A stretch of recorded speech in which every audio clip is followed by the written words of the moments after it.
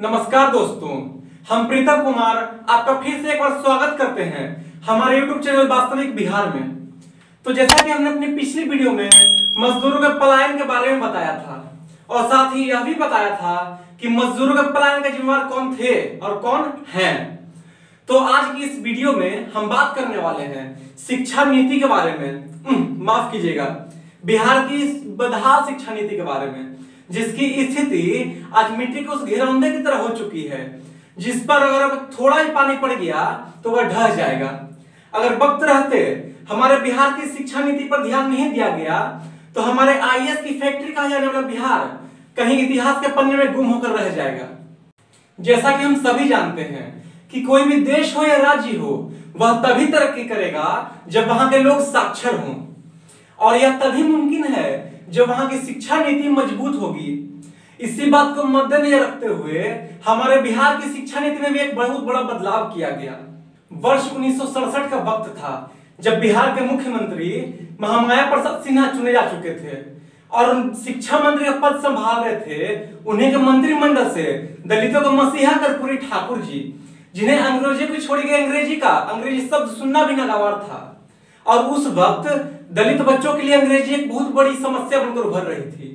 कुछ तेज बच्चों को छोड़कर बहुत बच्चे अंग्रेजी सब्जेक्ट में फेल कर जाते, और हमारे कर्पूरी ठाकुर तो ठहरे अत्यंत बुद्धिमान व्यक्ति, उन्होंने तुरंत ही इस समस्या का समाधान निकाल लिया। बिहार तरक्की कर सके इसके लिए उन्होंने एक नई शिक्षा नीति का ऐलान कर दिया, जिस शिक्षा नीति को नाम दिया गया PWE अर्थात पास विदाउट इंग्लिश, जिसके अंतर्गत कोई भी इंग्लिश से फेल हुआ बच्चा 10वीं के बाद कॉलेज में एडमिशन ले सकता था।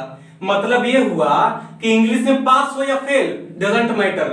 कर्पूरी जी का यह तर्क था कि कोई भी पिछड़ी जाति या ग्रामीण बच्चे अपनी कमजोर अंग्रेजी की वजह से उच्च शिक्षा अर्थात कॉलेज जाने का अवसर खो देंगे, जिससे वह तेज बच्चों के मुकाबले पीछे रह जाएंगे। अब आप सोचिए, क्या उनका यह निर्णय सही था? यह तो वही बात हो गई, चोट लगा माथे पर और किडनी निकाल लिया। क्या इससे बेहतर यह उपाय नहीं था कि स्कूलों में अंग्रेजी के जानकार शिक्षकों को बहाल कर उन्हें कार्यभार सौंपा जाए? मगर नहीं, उन्हें तो बनना था दलितों का मसीहा, और मसीहा का चोला ओढ़े उन्होंने बिहार के भविष्य को अंधकार में गुमनाम करने का काम किया। अब इस शिक्षा नीति के लागू होने के बाद जहां 100 बच्चे पास करते थे वहां 500 बच्चे पास करने लगे। उन्होंने अपनी इस बुद्धि से अपनी राजनीति रोटी भी सेक ली, वर्तमान में हुए समस्या से खुद को निकाल भी लिया और जनता के बीच उनका मसीहा भी बन गए। कर्पूरी जी अपने ये फैसला थोपने से पहले भविष्य में होने वाले परिणाम के बारे में तो सोच लेते। खैर छोड़िए, अब धीरे धीरे यह एक व्यापार बन गया था। छात्र बढ़ने लगे तो स्कूल और कॉलेजें भी खुलने लगी। अब विद्यार्थी बढ़ेंगे तो स्कूल कॉलेजों की आवश्यकता भी बढ़ेगी। इससे नेताओं और एजुकेशन माफियाओं का बिजनेस धड़ल्ले से चलने लगा। पर इससे भी एक बड़ी समस्या दस्तक देने वाली थी। अंग्रेजी का मसला तो सुलझ चुका था, मगर कुछ ऐसे ही बच्चे थे जो अन्य सब्जेक्ट में फेल करने लगे और वो कॉलेज तक पहुंच नहीं पाते थे, जिससे कॉलेज की कमाई कमने लगी। मगर इसका उपाय भी हमारे मसीहा ने ढूंढ निकाला और बिहार की शिक्षा नीति में एक और मगर गुप्त बदलाव किए गए कि बस किसी तरह चोरी चकारी करवाकर या अधिक पैसे लेकर उन बच्चों को भी कॉलेज तक पहुंचा दिया जाए। धीरे धीरे यह गुप्त बदलाव बच्चों पर हावी होने लगा और अब तेज बच्चे भी चोरी पर आश्रित होने लगे। अंग्रेजी लिखने तथा बोल पाने वाले बच्चे भी अब अंग्रेजी पर ध्यान देना छोड़ चुके थे। अब जिस सब्जेक्ट में पास या फेल से कोई मतलब ही नहीं, उस सब्जेक्ट पर समय क्यों बर्बाद किया जाए। मगर यह शिक्षा नीति यही खत्म नहीं हुई। कितने ही नेताजी आए और निकल लिए, मगर बिहार की शिक्षा व्यवस्था को तंदुरुस्त कर सके यह कोशिश किसी भी सरकार ने नहीं की। अब भाई हम क्यों इसमें हस्तक्षेप करें? चलने तो जैसे चल रहा है, हमें तो बस 5 वर्ष किसी तरह काटने हैं और फिर चुनाव का वक्त आएगा तो हाथ में कटोरा थाम लेना है, वोट दे दो मालिक, वोट दे दो मालिक, और बस मिल गया वोट। आज भी बिहार तथा कुछ राज्यों में यही शिक्षा नीति लागू है।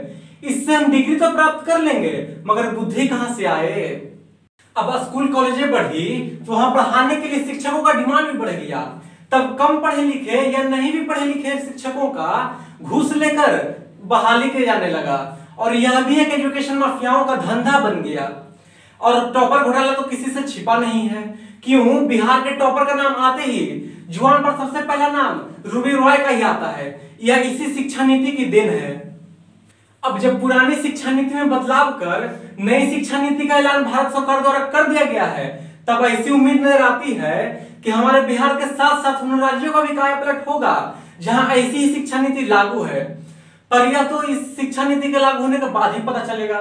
तब तक ढोते हैं इस बदनाम शिक्षा नीति के कलंक को। अगर हमारी बातें आपको सही लगी हो तो कृपया इस वीडियो को लाइक करें और कमेंट में हमें जरूर बताएं। और जिन्होंने भी हमारे चैनल को सब्सक्राइब नहीं किया है, कृपया सब्सक्राइब कर ले and press the bell icon. अगर कर्पूरी जी का आत्मा हमको अंग्रेजी बोलते सुनेगा तो गरमाइए जाएंगे। सॉरी कर्पूरी जी, धन्यवाद।